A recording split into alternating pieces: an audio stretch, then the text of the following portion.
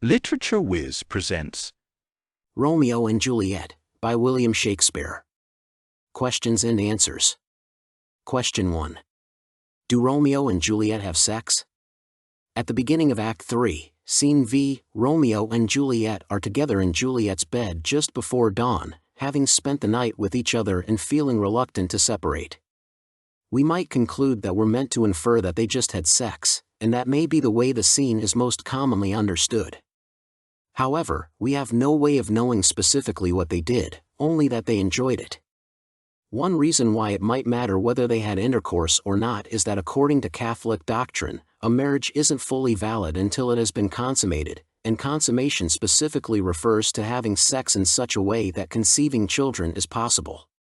If the marriage is unconsummated, it could still be annulled by their parents. Romeo and Juliet don't talk about their experience in terms of their marriage or its permanence. However, focusing instead on the intensity of their feelings in the moment, Juliet longs for Romeo to stay for just a few more moments, denying the fact that dawn is coming, and Romeo says that he would rather stay and be put to death than leave. Just as Romeo and Juliet's dialogue when they first meet takes the form of a sonnet, their dialogue here about being reluctant to separate takes the form of a type of poem called an obad, in which lovers lament the necessity of separating before dawn, although in a traditional obad the lovers have to separate because they are having an adulterous relationship and can't get caught. Question 2. Is Juliet too young to get married?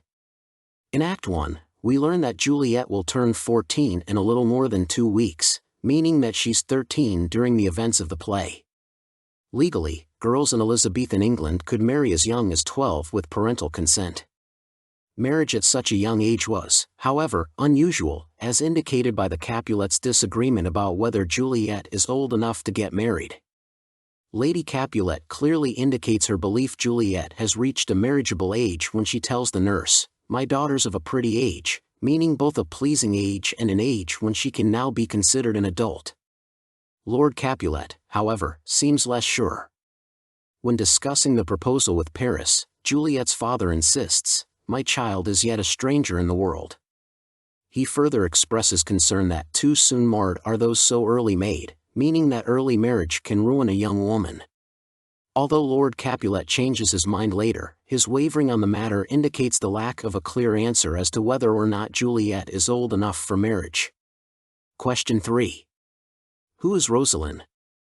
When we first see Romeo, he's acting lovesick, and he explains to Benvolio that he's in love with a woman who doesn't return his favor. Romeo doesn't identify the woman here, but somewhere between this scene and the next Benvolio learns her name, since in the later scene he points out that she's on the guest list for the Capulet ball, at this same ancient feast of Capulets/sups the fair Rosaline whom thou so loves. From this reference, it becomes clear that Romeo is in love with a woman named Rosaline, and that she, like Juliet, is a Capulet. Benvolio then suggests that Romeo should try to get over Rosaline by going to the ball and looking upon all the admired beauties of Verona. Benvolio insists, "Compare her face with some that I shall show, and I will make thee think thy swan a crow." Romeo follows Benvolio's advice to the letter.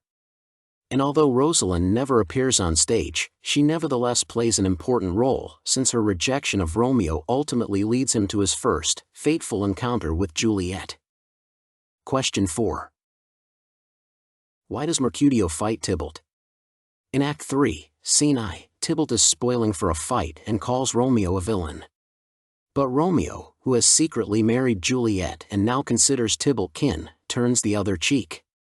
Romeo brushes off the insult and responds to Tybalt's unkindness with calm, though cryptic, words of affection. "I do protest I never injured thee, but love thee better than thou canst devise, till thou shalt know the reason of my love." 3:65-67. To Mercutio, Romeo's refusal to fight Tybalt, coupled with this expression of kindness, represents dishonorable, vile submission. 3:70. Inflamed by his friend's apparent lack of self-respect, Mercutio steps in to preserve Romeo's reputation. It is worth noting that in Shakespeare's England, dueling was common, despite being illegal. Young men, and particularly those from the aristocratic class, felt the need to protect against all attacks on their honor, as well as the honor of their friends and kinsmen. This preoccupation with honor made it easy for mere insults transform quickly into fatal duels. As Lawrence Stone, a prominent historian of early modern England, comments, tempers were short and weapons easy to hand. Question 5. How does Romeo convince the reluctant apothecary to sell him poison? When Romeo knocks on his door and demands a dram of poison, vide I.60, the apothecary resists, explaining that he could be put to death for selling deadly substances. Such mortal drugs I have, the apothecary tells Romeo, but Mantua's law slashes death to any he that utters them, vide I.66-67. Romeo responds by commenting on the apothecary's gaunt and desperate appearance, and he asks why the man should fear death or uphold the law when he himself seems so miserable. Art thou so bare and full of wretchedness? And fearest to die? Famine is in thy cheeks. Need and oppression starveth in thy eyes. Contempt and beggary hangs upon thy back. The world is not thy friend, nor the world's law. The world affords no law to make thee rich. Vide I.68-73. Question 6. Why do Romeo, Mercutio, and Benvolio go to the Capulets' party? Benvolio tells Romeo that Rosaline will be at the party. Benvolio wants to help Romeo let go of his obsession with Rosaline, and he explains that, while at the party, Romeo will be able to compare her to other girls and realize she is not the most beautiful. Romeo, on the other hand, says he will go to the party just so he can see Rosaline, the woman he believes he loves. Question 7. Who seems less impulsive and more realistic, Romeo or Juliet? Juliet seems less impulsive and more realistic than Romeo. Romeo quickly changes the object of his affection from Rosaline to Juliet, and, despite the danger, he dares to go to Juliet's house to declare his love even though he just met her. Juliet, on the other hand, says, although I joy in thee, I have no joy of this contract tonight, it is too rash, too unadvised, too sudden, too like the lightning, which doth cease to be ere one can say it lightens, 2.2.116-120. With these words, Juliet demonstrates that she understands the risk of his being at her home and tells Romeo that they must wait to be together. Question 8. Why does Friar Lawrence decide to marry Romeo and Juliet? When Romeo asks Friar Lawrence to marry him and Juliet, Friar Lawrence agrees because he thinks their marriage might bring about the end of the feud between their two families. He states, for this alliance may so happy prove / to turn your household's rancor to pure love, 2.3.91-92. When Juliet arrives, Friar Lawrence wants to marry them as quickly as possible because their passion for each other makes him fear they will make love if left alone. Why, oh you shall not stay alone / till Holy Church incorporate 2 in 1, 2.6.36-37. Question 9. Why does Mercutio say, a plague o' both your houses? While Tybalt and Mercutio fight, Tybalt is able to stab Mercutio with his sword because Romeo, in his efforts to keep the peace, steps between the two. Mercutio is mortally wounded and becomes the first true victim in the feud between the Capulets and the Montagues. Even though he is a friend to Romeo, he blames both families for his death and wishes them ill. Question 10. Why does Romeo fight Tybalt? At first, Romeo does not want to fight Tybalt because he is now married to Juliet, Tybalt's cousin, and he wants to keep the peace with his new family member, even if Tybalt is unaware that they are now related by marriage. However, Romeo quickly changes his mind when Tybalt kills his good friend, Mercutio. Romeo's impulsiveness and anger get the better of him, and he attacks Tybalt. Question 11. Why does the prince exile Romeo? Normally, in Verona society, someone who commits murder would be put to death himself. Hoping the prince will see that Romeo rightfully killed Tybalt for killing Mercutio, Montague, Romeo's father, explains, his fault concludes but what the law should end, / the life of Tybalt.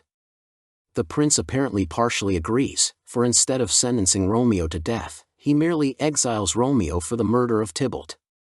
Question 12. Why does Juliet feel torn when she hears of Tybalt's death? Juliet feels torn because Tybalt was her cousin, but Romeo is her beloved husband.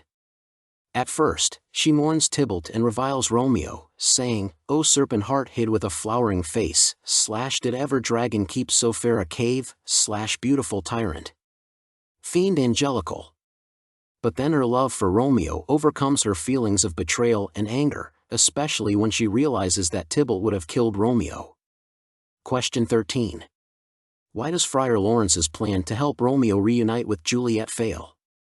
Friar Lawrence sends Friar John to Mantua to tell the banished Romeo of his plan, that Juliet will take a potion and will appear to be dead so that Romeo can come and take her away to be with him in exile. But on his way to Mantua, Friar John stops at a house that is quarantined because of the plague, and he is not allowed to leave. Later, Balthasar, not knowing of Friar Lawrence's plan, goes to Mantua and tells Romeo that Juliet has died.